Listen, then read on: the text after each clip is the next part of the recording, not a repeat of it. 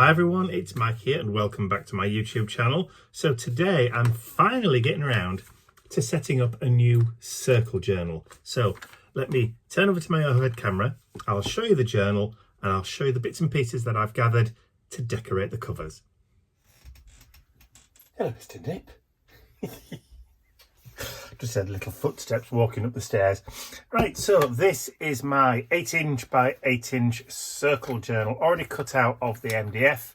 The two covers and the two book rings are sold as a kit, which is available on my website if you're interested. I've already cut out some pages to go in it just because I just want it to be ready. So again, I've just cut those out from just mixed media cardstock, and I did them on my laser cutter. But if you're buying one of these circle journals, then just use the cover as the template. Draw around with a pencil and then just cut out with either a scalpel or a pair of scissors. So I shall just put those two book rings to one side, because I'm not really decorating those to start off with. Now, my first thought when I decided to do this today was to do both sides of the journal cover. And then I thought, well, I wouldn't mind doing a bit of texture paste on the front as well, and maybe add a little bit of colour and a bit of paint, and then maybe add some ephemera and bits and pieces. In the end, I had so many different ideas that I kind of confused myself as to what I wanted to do. But there you go, that's just what happens. So what I've got is, I've got these sheets of 12 by 12 paper. These were from the bargain bin of an old craft shop that's long since gone. So what I'm going to do, and like I said, they're all single-sided. So what I'm going to do is I'm going to not draw around as such. I might just cut a little bit around, and then I'm going to glue them down using matte medium.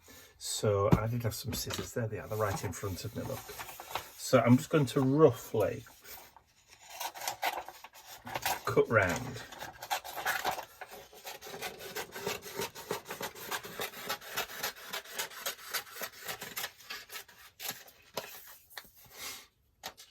Like so.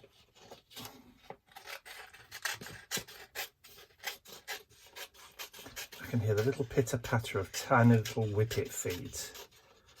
They're wandering about. What are you doing? Oh. I don't know.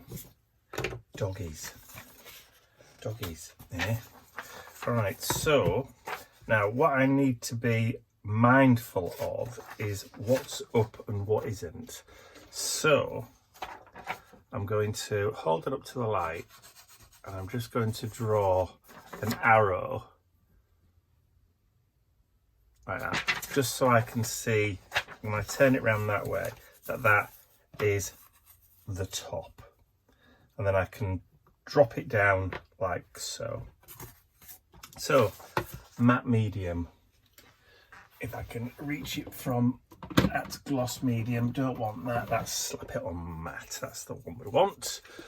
Give that a really good shake up, and then because we're doing a fairly largish area, let's use a fairly largish brush. So to avoid bumps and wrinkles, it's best to do both surfaces. So, and I'm just going to go all the way around, and this probably will soak in quite quickly because that's just the nature of the beast when you're doing wood. Like so, sling that to one side, and then I'm going to cover,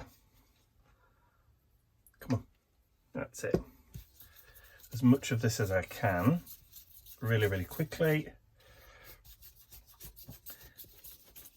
So people often say, you know, how do you avoid wrinkles and that kind of stuff? And that's literally is the answer, is you do both surfaces. All right, so that's the upward arrow. So about there. Hello, Bentley Bobs. He's It's popped in now. And you should get a nice, decent coverage. And if you've got a brayer or something like that, you can always go over just to make sure you've got good adhesion.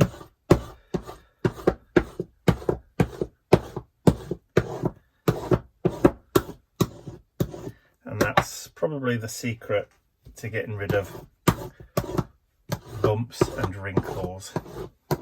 There we go. If you haven't got a brayer, just use a cloth and just rub over it.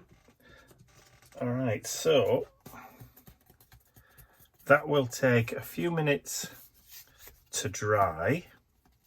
So what I'll do is I'm going to do the same thing for all the other, well, the other cover, and then I'll be right back. But before I do that, I'm just going to drop that down on the floor. I'm going to just show you which one I'm going to use for the back cover. I'm going to use that one for the back cover. So I'm going to repeat the process. I'm going to wipe this down first because I don't want to get glue everywhere. So I'll clean that down and then I'll repeat the process for the outside of the other cover and then I'll be right back. I hope that makes sense.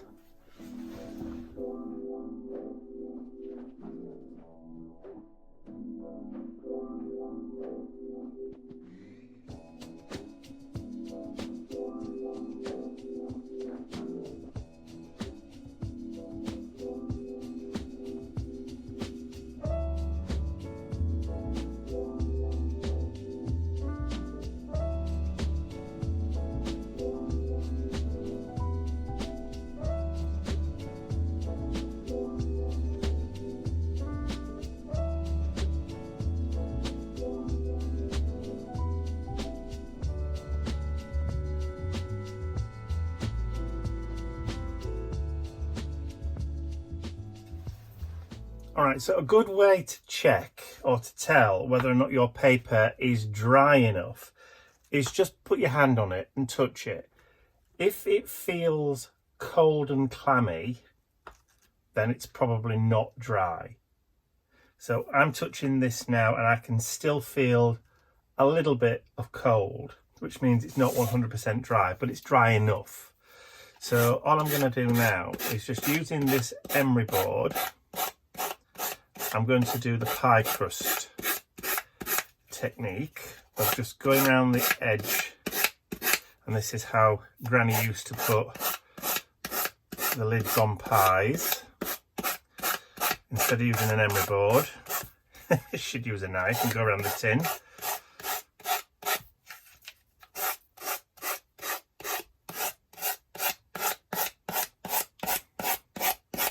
And as you go around and just sand that edge, the page should start to release and you get a nice finish to your paper.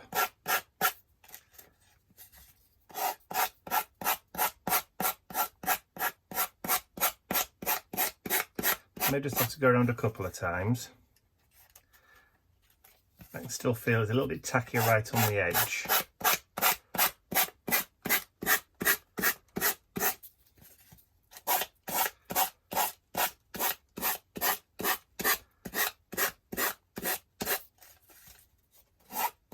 There we go. How to remove the edge. And you get that really nice kind of sanded bit to it. I shall do the same to this one and then I'll be right back.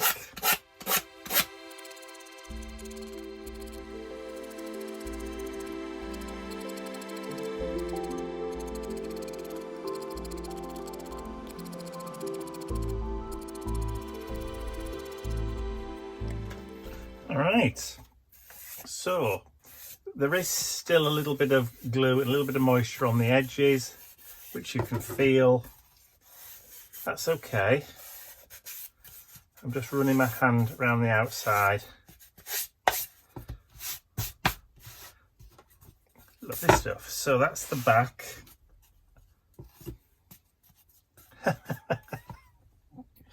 I knew I'd do that at some point. All right, so I've done one the wrong way around. That's fine. So that should theoretically, all right, so that can be, oh dear me.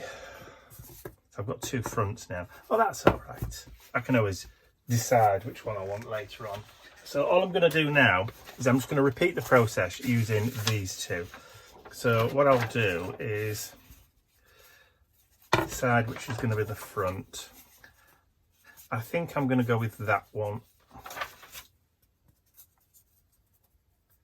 Yeah, I think I'm going to go with that one being the front. So that's going to be the inside back. Either way, doesn't really make any difference. Right, so now, once again, just have a look. Let's have in that top corner there, I think. Like I said, I'm just going to repeat the process. So I've got all four sides covered. And because you've already seen me do it twice, once in real time, once sped up, I don't really see the point in making you suffer through a third and fourth time. So I'll disappear off and then I'll be back. Once we've got this all sorted out, so make sure I get the right way up again. That'll be for that one, and then we'll just quickly cut out the final sheet for this one. And we'll have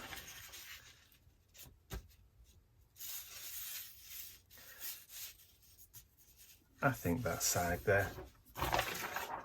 Let's go that way. I mean, another way of doing this, I'll just quickly show you if you wanted to, is just quickly run round with a pencil. Once you've decided where you want it to be, and then come in with your scissors and then just cut it a little bit bigger than what it needs to be. If you're brave enough to cut it the exact size and glue it down, then go for it. There we go. Get rid of that, and then the oops. That's the right way up. Yep. Okay, so let's do this thing. Hey. Right, more glue. Right, like I said, you've seen me do this already, so I'll join with you when I've done all the rest. Okay, so we've now got both sides done on both pieces. So all I need to do now is just to reopen those holes. So as I was going, I just made small marks, and all I'm going to do is just go in with a pencil and just reopen those holes back up again. There might be a little bit of glue, so be prepared. There we go. And a pencil is the perfect thing to do this, because you can just push in from one side and then just wipe away.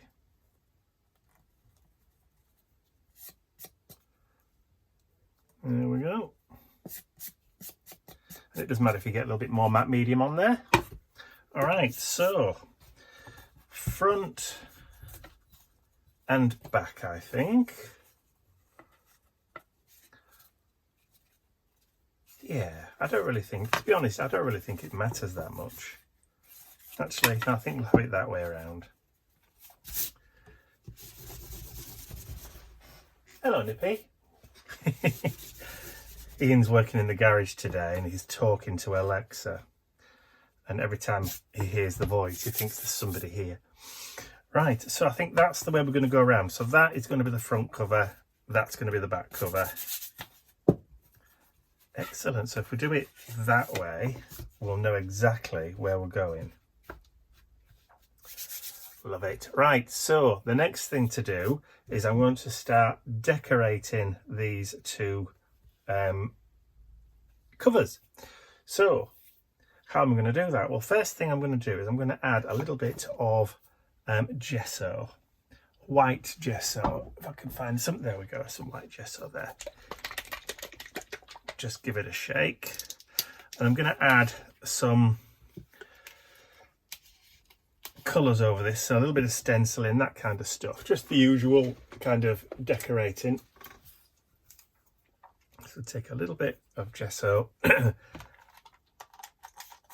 little bit of water. I don't want a huge amount. I don't want the gesso to go on really thick, because I want to be able to see some of this background underneath it. So this is just going to prime, but the paper that we've just stuck on will absorb quite a bit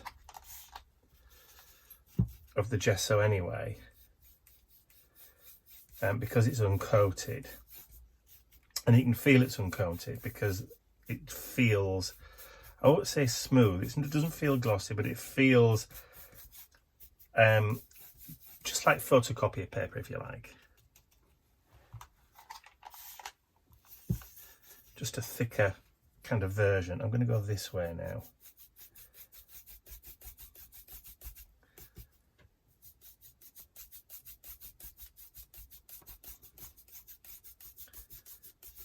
Now, bearing in mind, we didn't use any matte medium on the front of the journal, only on the back of the paper when we stuck it down. So whatever we put on the front or on the back is going to absorb, whereas if we'd put matte medium over it first, then it probably would have sat on the surface longer and maybe dried on the surface, whereas this has just been absorbed into the paper. And I'm only going through and adding little bits at a time because it's easier to add. It's very difficult to take it away.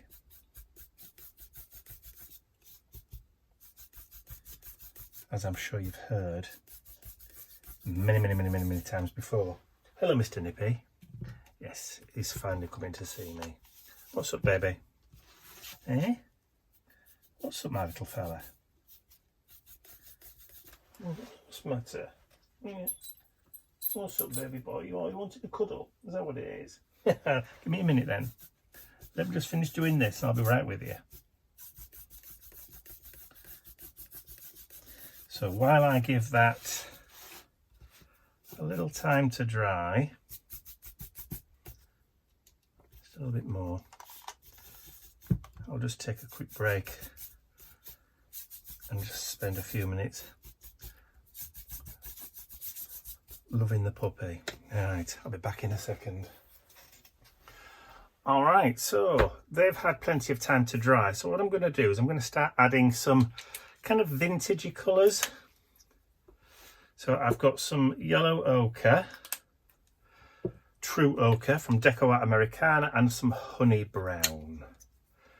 And what I'm going to do is I'm going to add the colour to both of them at the same time. So I'm just going to start off with that honey brown.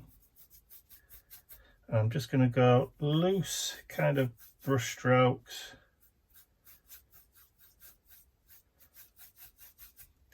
Not pressing too hard so I get a little bit of texture.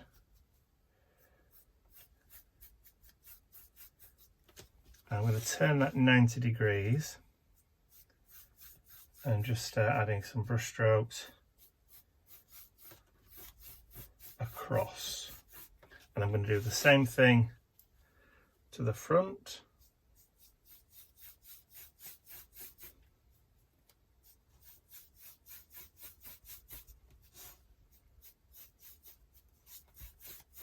I might just need to add a little bit more paint.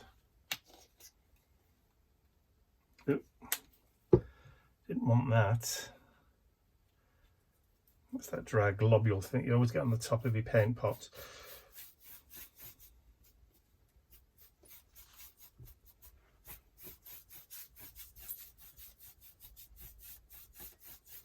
And then I'll turn that 90 degrees.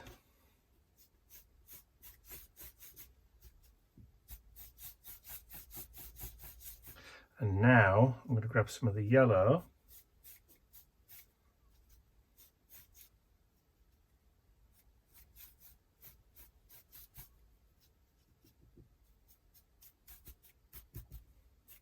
So we're using the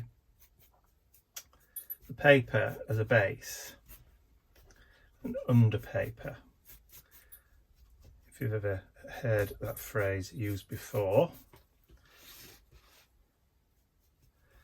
that's basically what it means.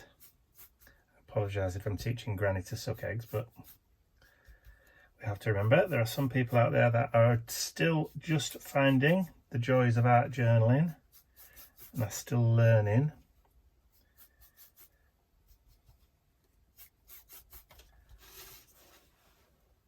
Okay.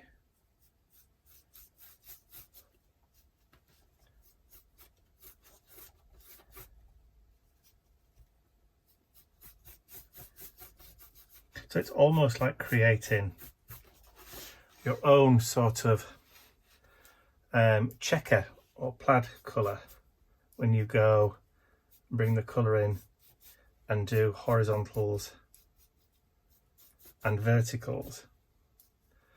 I always try and avoid diagonals. Somebody once challenged me on that and said, you know, I'm going to do an art journal page which was all diagonals, and I didn't have the heart to tell them that if you turn the page, it was still horizontals and verticals depending on which way the page was. But anyway, all right, so that is going to be the base colours from which we're going to work from. So let's now just dry that off.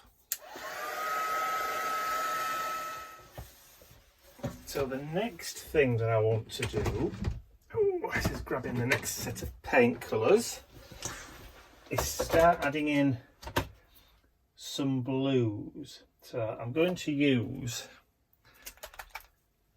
blues and greens, sea aqua and a bit of a darker turquoise. So sea aqua and a bit of the darker turquoise, and for this I'm going to use a fair bit of water.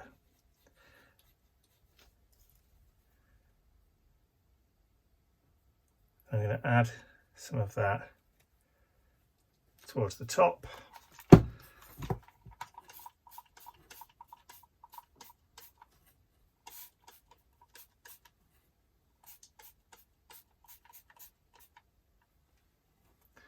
Let that run.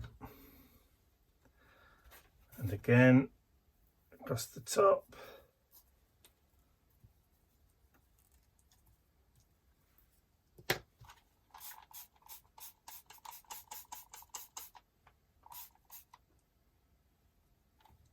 And I'm just going to let chaos run wild with that one. Maybe just add it a bit at the top there. And we'll get it to go again.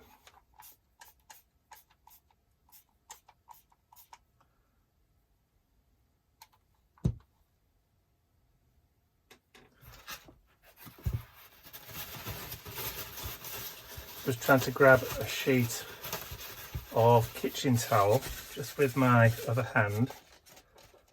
And I'm just going to dab off a little bit of that, just so I can lay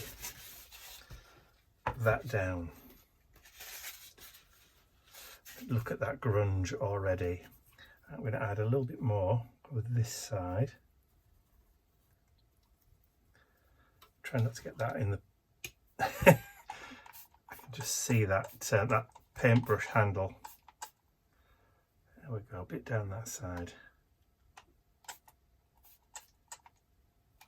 There we go. Just have a little bit of that from the bottom.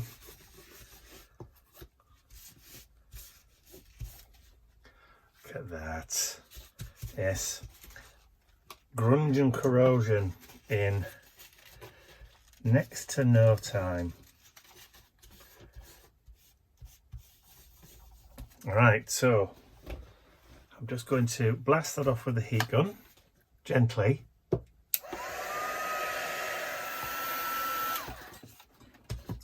Okay, so look at that. Look at that already. Love it to bits. Right, so before I go any further, what I want to do is I want to bring in some grunge from the outside. So I'm now just going to come in, just add some of that around the edge. So this is Vintage Photo Distressing.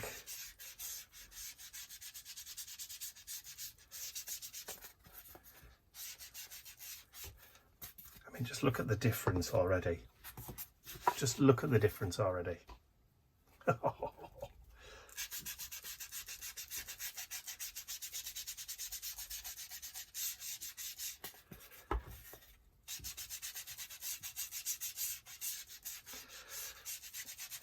Just what a difference a bit of grungy border makes.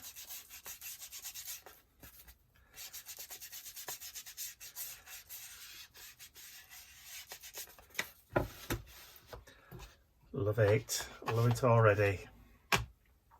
Right, so now I want to do some stenciling.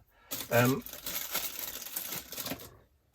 got my hex cross stencil here, and I want to just use some of that blue paint, just work that in to that dauber and just start pouncing that through the stencil.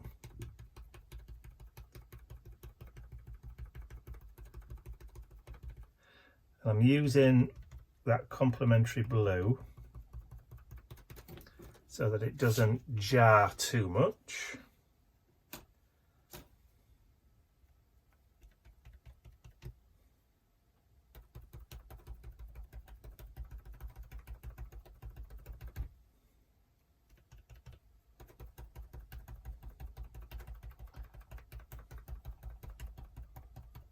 And then just blend that out so it fades a little bit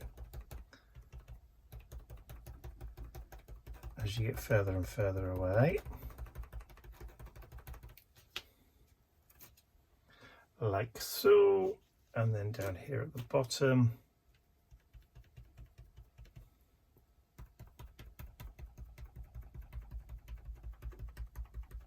Let's go towards the edge.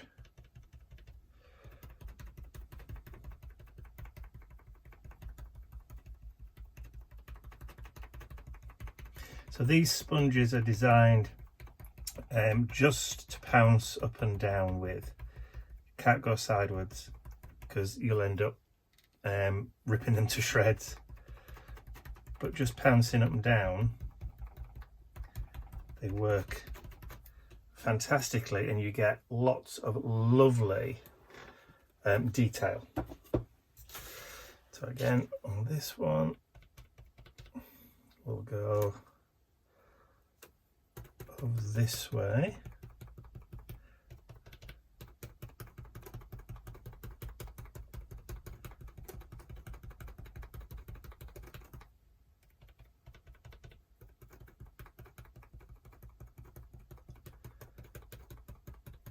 Fade away there. Oh yes. Oh yes. And then we'll go over this side, down there.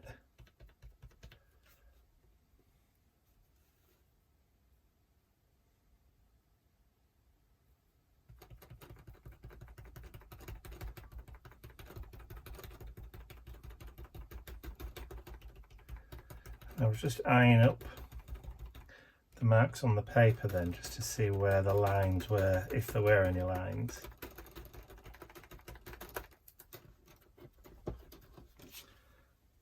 And there are, so that's fine. And then we'll just do another one here. So we'll create that visual triangle.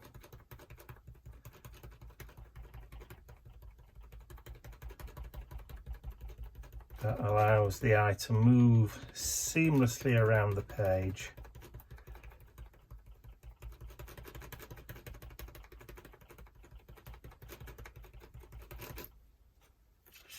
There we go. Absolutely fab. Now, maybe I just want to add a little bit more up there.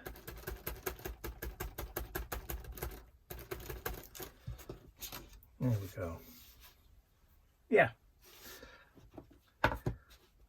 I'm liking this already. Okay, so I need to go and wash these out, clean that off, and then I'll be right back. Now that they're dry and I've cleaned and washed out the stencil, I'm going to bring in a darker brown colour now. Put some of that on my mat here. So this is dark chocolate. I have another one of those pouncing sponges. And what I'm going to do is I'm going to put, this is the, I can't remember what this is called. Big words, something like that. That I'm going to add to the front cover. So creativity being one of them. So I'm just going to work the paint into the sponge first, and then just go in and pounce.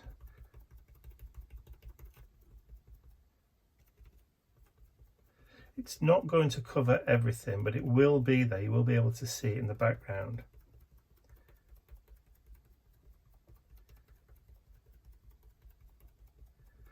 And if I leave it to dry in position and then come back again,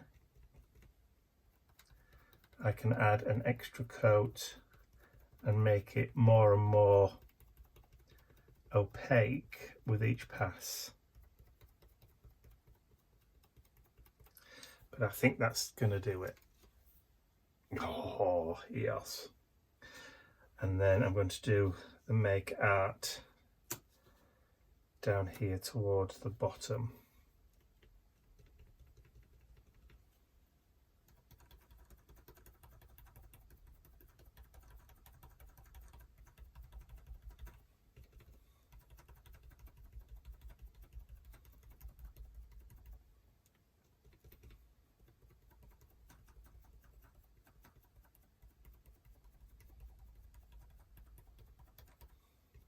I'm sure this stencil's called Big Words. For some reason my brain's just failing me at the moment. If it isn't called Big Words, I'll put something on the screen here once I've had a chance to check the website. But yes, but this stencil is available now to purchase if you're interested.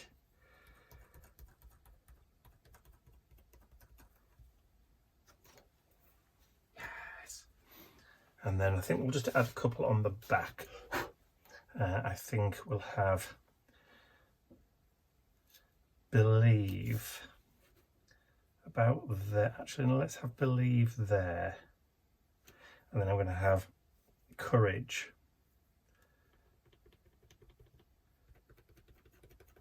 Underneath that.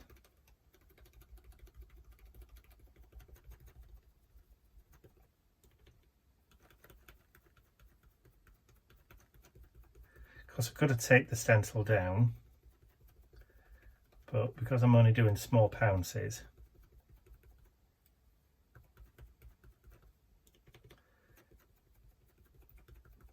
it's not like I'm putting a lot of pressure and a lot of force on it, just going lightly. But that's all it needs. And then let's have the word courage. Because creativity does take courage, we know that.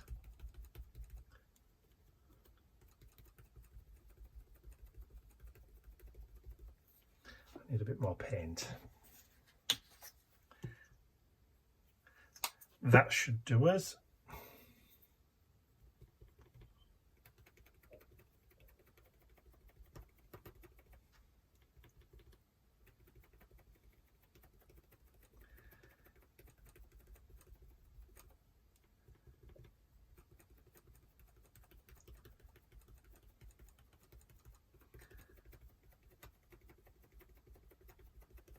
There we go.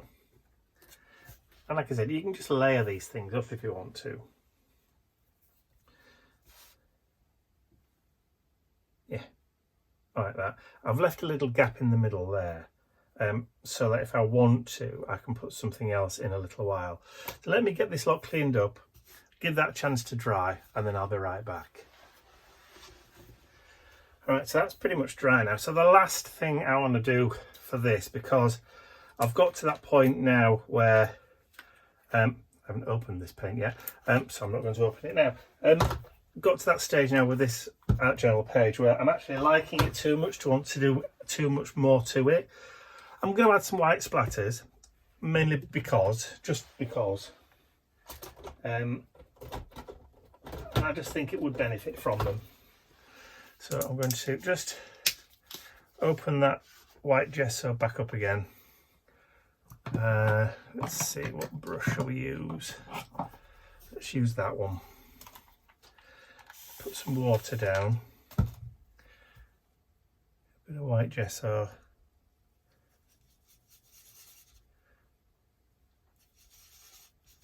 There we go.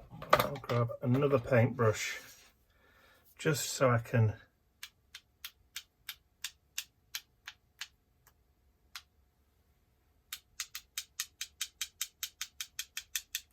don't want to obscure the wording too much.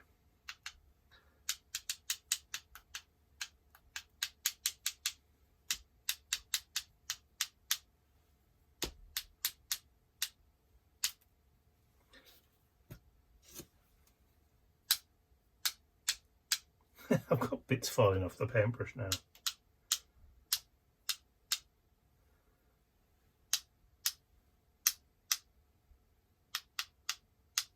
I think that'll do.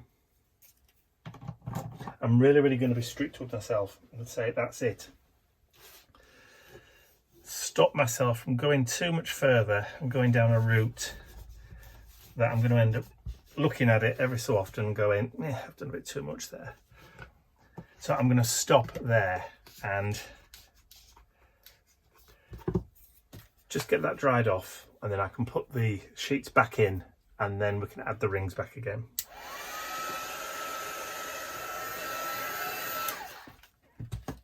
All right, so I did have a bit of schmutz on there which I've just wiped off and smudged one of the little speckles, but yeah, you're never going to notice it. So what I can do later on if I wanted to is come back in, add bits of washi tape, add little bits of ephemera if I want to, at any point. So let me just turn over to the insides, and what I want to do is I just want to go around the inside of the journal. I'm not doing much to those, but I do want just to add that kind of final bit of distress just on the inside, just so that it's, you know, I've done something with it other than just cover it with paper. I can do almost anything with it later on. I can add colour to it, I can add an index to it, I can add sheets on there, bits of collage, bits of ephemera, and at any point if I feel like it, I can just swap the journal covers around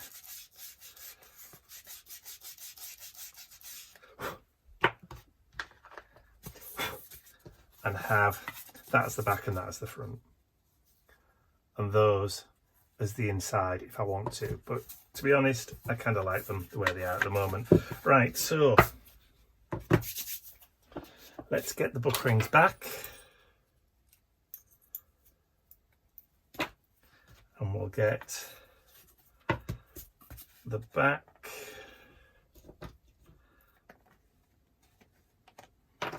Alright, so just place that down on top of there, and then we should theoretically just be able to thread that through.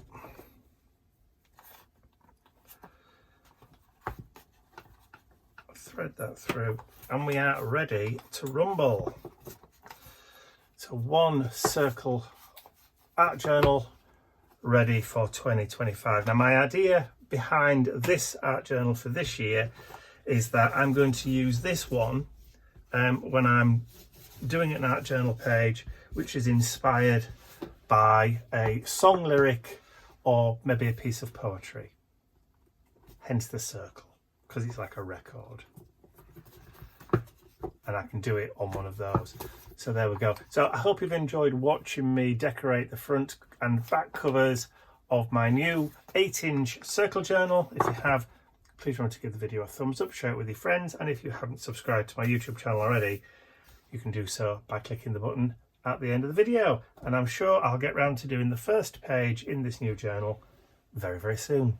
That's all from me for now. I'll see you all again very, very soon.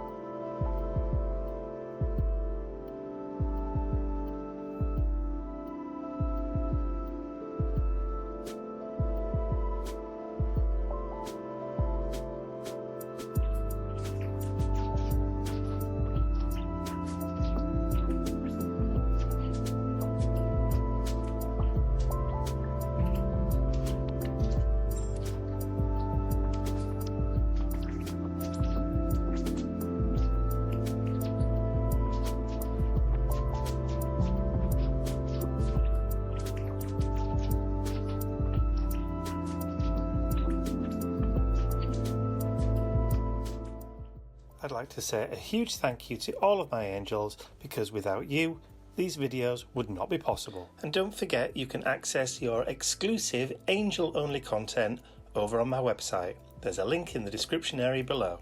Thank you.